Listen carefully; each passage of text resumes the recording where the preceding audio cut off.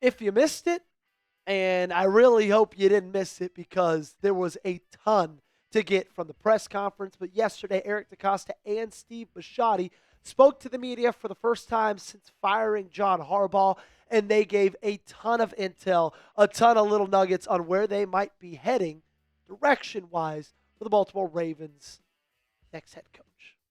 They shared a ton of criteria, a ton of things that we know now they are looking into when looking for their next head guy.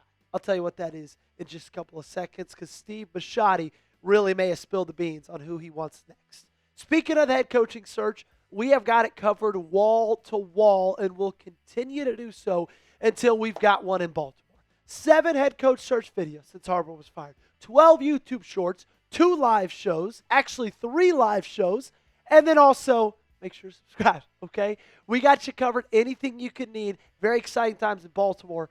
We got it right here. The Ravens Rundown. Hit that big red sub button. Okay, let's talk about what Steve Bisciotti had to say. We got used to hearing Steve Bisciotti a lot, in the beginning of his tenure as the owner of the Baltimore Ravens. But over the past half decade or so, he's really kind of faded in the background. Well, he was back in a big way. And it really feels like he kind of gave us a wink, nudge, nudge on who's going to be the next Ravens head coach. He said, unlike 18 years ago, I am very intrigued by coaches that were the hottest offensive and defense coordinators 5, 6, 7 years ago in their cycles and got jobs and with the teams that were non-competitive and didn't have a quarterback. And they grind for 3 or 4 years, and they're caught up in the cycle of many of my partners. The one thing that I know that I'll probably take it on the chin is if our final candidate is an ex-coach who has a losing record. And you all are going to have to understand that we're going to be able to judge that failure and with his circumstances, marry that up and not disqualify them. I think you have to remember, they were the hottest coaches in their cycle, and they got jobs, and they got tough jobs. And I don't think we have a tough job. I think that's why we created the best opening in this cycle. And honestly, even if you disagree with him, even if you don't want to go that way with the Ravens head coaching hire, you can at least admit it does make a little bit of sense. Talking about, look, we're going to target and talk to and really discuss these guys who got shots taken on them 3, 4, 5 years ago, but just went to really poor organizations where it would have been hard for anybody to win. Because guess what, ladies and gentlemen? Some of these organizations, nobody's been able to win in the last 3 decades. He's basically saying, don't blame the coach for where they ended up. Blame the franchise. Think of it as the Sam Darnold approach, right? He went to New York. Everybody thought his career was over.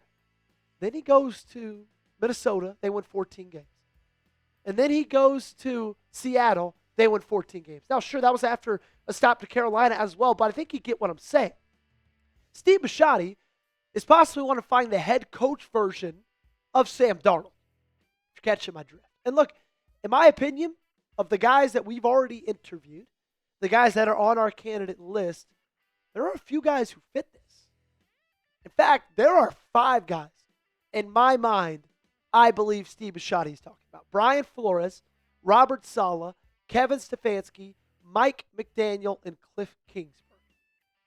Every single one of those guys is looked at as a failed head coach. Every single one of those guys, these 2 guys this year, that guy last year, have been fired from a head coaching job. Now, some of those I'd love. As you know, Brian Flores, top candidate. Robert Saleh, I'd like him as well. Now, some of them I would hate. Don't believe me, watch my earlier video about Kliff Kingsbury. Let's start from top to bottom, okay? Let's talk about Brian Flores first. Look, like I've said this is my number 1 pick. It always has been, and it always will be. And he fits the criteria what Bisciotti was talking about. He had a losing record in his 3 seasons that he was in Miami, 24 and 25. Now, I dare you to look at the 2019 Miami Dolphins and look me in the eyes and tell me, Joey, any coach on earth could have had success with that team. Because I think they could have hired Vince Lombardi, Bill Belichick, and I don't know who's there, like Don Shula, and I don't think that team would have won 5 games. He had back-to-back winning seasons at the end of it. More on that in a second. A lot of people call him a failure. I don't think he was a failure. I think, like Bisciotti, he was just in a horrible situation. ESPN wrote about his lawsuit, saying Flores alleges that Dolphins owner Stephen Ross attempted to incentivize him to tank or purposely lose games shortly after he was hired in 2019, with Ross allegedly offering Flores $100,000 for every loss that season. Flores says the team won games late in the season. Dolphins general manager Chris Greer told him Ross was mad that the on-field success was compromising the team's draft position. So if you believe that Brian Flores' singular time as a head coach was a massive failure, I could not disagree more.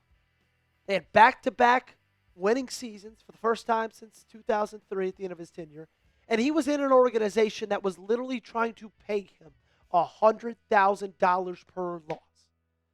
And he still had 2 winning seasons with horrible rosters. Like Bisciotti said, we're the best job open right now. Fill the blank for me. I would feel blank if the Ravens hired Brian Flores. I would fill that blank in like pumped up. That's how I would do it. You let me know down below. Let's talk about Robert Saleh next. Had a short 4 seasons, I guess 3.5 seasons in New York, 20-36 record, 0-0 in the postseason, 0 division titles. But I think he got maybe as short of an end of a stick as any head coach in the last decade or so in the National Football League. Look, Robert Saleh goes to the New York Jets, a place where it is very, very hard to win. And they go 7-10. Very, very impressive. Their best record since 2015. And then they go sign Aaron Rodgers. They basically let Aaron Rodgers become the de facto GM because Woody, the owner of the New York Jets, is a psychopath. He's an idiot. Aaron Rodgers brings in all his buddies, and then it all just goes kablam, and Robert Saleh is the one who catches the fall for it. Then he goes to San Francisco this past year, and that defense has been dominant. That defense is a reason that they're playing this weekend, and the Baltimore Ravens are sitting at home. And he's been doing it without Nick Bosa and Fred Warner. Fred Warner's the best linebacker in football. Nick Bosa is a top 10 edge rusher in football. Those guys have been out since like week 6. So I do think that Saleh would be a great hire. I do think he fits the Baltimore Ravens, and I think most importantly, he bring back that play like a Raven mentality. Kevin Stefanski, let's talk about him, because he fits the criteria as well. 6 years in Cleveland, 6 seasons, I should say, 2020 to 2025. Losing record at 45-56. He did get a win in the postseason, 1-2. Beat the Steelers that year. 0 division titles. However, he was a 2-time Coach of the Year in 2020 and 2023. But Joey, we don't want Kevin Stefanski. That's what everybody's saying right now. He sucked at Cleveland. Well, I think you would suck if you had to coach as many different quarterbacks as he did. Did you know that Kevin Stefanski had 13 different starting quarterbacks in his time in Cleveland? Technically 14, because he had Joe Flacco again. And if you look at those names, outside of Baker Mayfield, do any of them impress you? Like, how do you think you could do with Bailey Zappi, Shedeur Sanders, Dorian Thompson-Robinson, guys like that? Like, when he's with Flacco and Baker, 2 quarterbacks that are at least decent, Flacco at this age, and then Baker Mayfield in his time in Cleveland, 21-14. He had a winning record. Okay? Did you push that? Watson and Gabriel, 10-15. Not a winning record, but decently close to 500. And then with all the others, 13-27. And so I'm not saying Stefanski is my guy.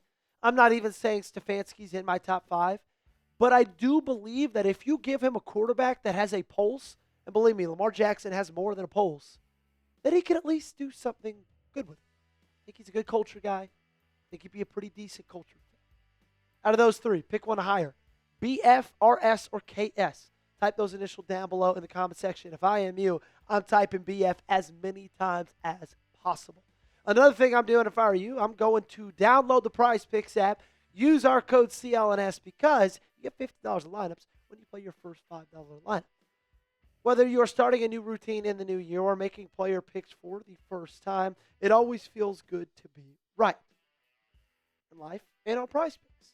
With high-pressure playoff matchups every weekend and elite hoops action almost every night, the action never stops. And PrizePicks lets you take control. PrizePicks now has early payouts. If your lineup gets off to a hot start, you may now have the option to cash out those winnings before the game even finishes. With a new social feeds feature, you can share PrizePicks with your friends and copy lineups from winners with a single click. Copy lineups you like or use them as inspiration for your own picks. You can even follow PrizePicks partners like us and tail or fade our picks with just one click. Here's my PrizePick lineup for this weekend's games. Give me the more on Josh Allen for half a rushing touchdown, and I like Puka Nacua to catch a touchdown against Chicago. Give me the more on half of one for him. Download the PrizePicks app today and use code CLNS. Get $50 in lineups after you play your first $5 lineup. That's code CLNS to get $50 in lineups after you play your first $5 lineup. Link to this promo is in the comments and description of today's video.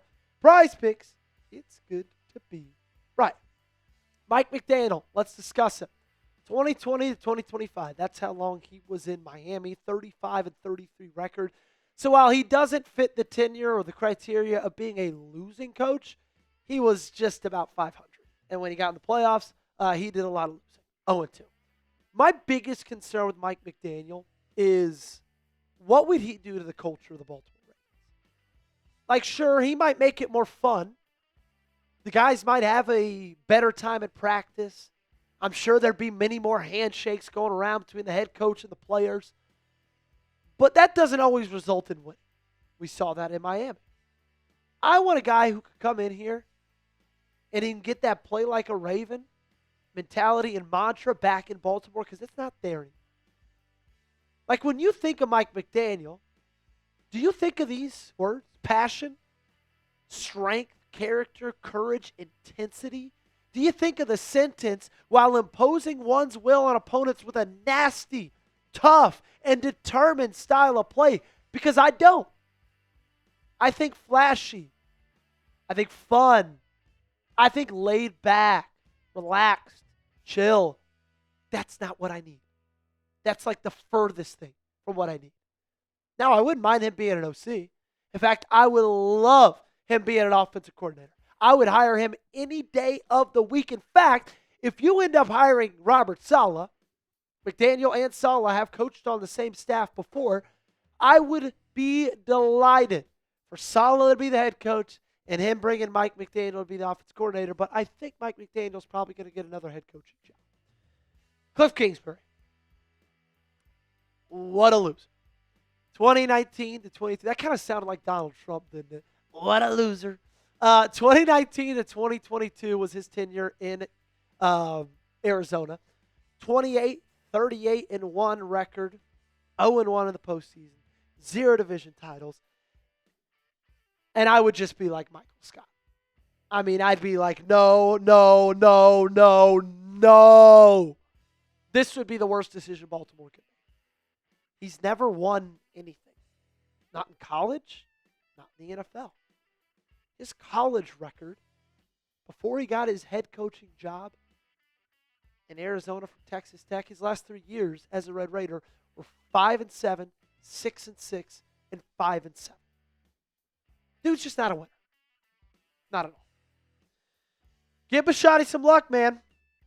Like the video for me, okay? Hit that thumbs up button. He needs you. We need you. You need you, okay? Hit that thumbs up button. Before we get out of here, Jeff Strayback did tweet out something from DeCosta that I think is interesting when it comes to head coaching criteria. He said, we want leaders. We want the leader, best leader we can find. We want somebody who's going to hold the players accountable. We want someone who's an expert in the X's and O's. We want somebody to continue the culture that we built. And I think that's very, very important, especially that we want somebody who's an expert in the X's and O's type, statement there, because that's not what you had in John Harbaugh. And in my opinion, that was one of my biggest things that I was shouting from the rooftops about letting go of John Harbaugh, is because he had no schematical advantage over any coach in the National Football League. And I think they're tired of that. They're tired of being outcoached in the X's and O's game in and game out. Now, he built up a great culture. He was a great leader of men. But as a guy who can go on the grease board and make your jaw drop, that's not John Harbaugh. I think they're looking for that guy. That'll do it for today's show. Make sure you guys got me followed on socials, Twitter and Instagram. Make sure you are subscribed to the channel, youtube.com/RavensTV. Head coach search. Very important time. Subscribe and get those noties on.